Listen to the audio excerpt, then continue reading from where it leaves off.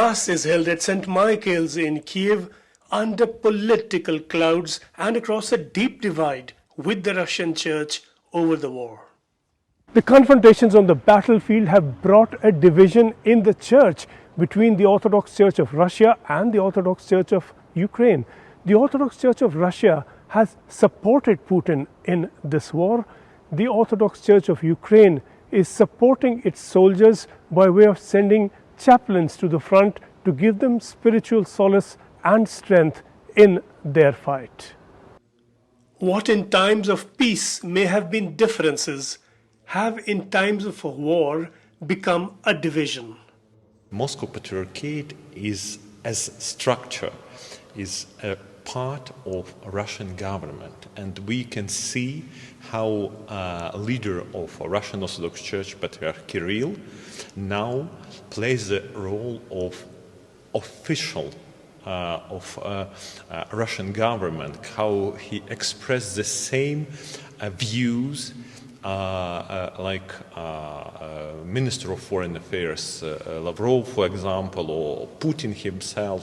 He blessed these atrocities of Russian invaders in Ukraine. The flock here is shocked by the war and shocked by the blessing to it by the Church on the other side in the name of God. Це дійсно відбувається це горе на території нашій, тому що я, до прикладу, спокійно дивитися не можу. See what they are doing, and in fact my father, he was born in Russia, he's Russian, and he lives in Ukraine, and he is 80 years old now, and until now he cannot believe what is happening there, and I'm not watching that because it's a big pain for me, and it's difficult to see all of these atrocities, and we all see what they are doing to our women. We all see what kind of things they are doing here, and they do not exist for me as a nation anymore.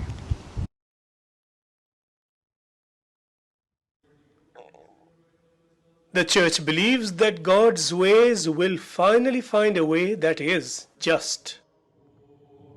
Sooner or later, this regime will fall, because Putin is not someone who have eternal life on this earth. Sooner or later, he will lose his power, and Russian Orthodox Church will face it with all consequences of their behavior, because everything must be paid.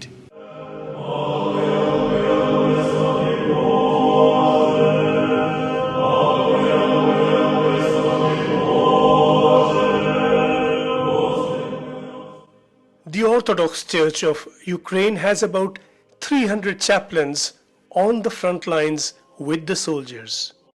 Our priests who serve as a chaplains now with Ukrainian soldiers on the front line to support their spirit, to give them opportunity for sharing prayer, to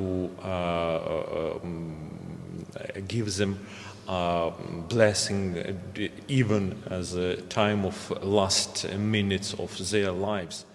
The division that the war has sharpened goes back much further.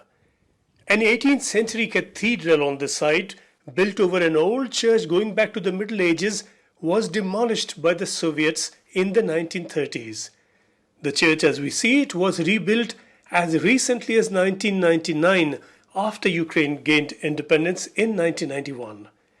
The church has reinvented its ways just as it has rebuilt its structure. Among other things, it now offers worship online.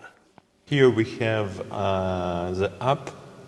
It have name My Church. You can go to the church where it is, or the church can come to you where you are.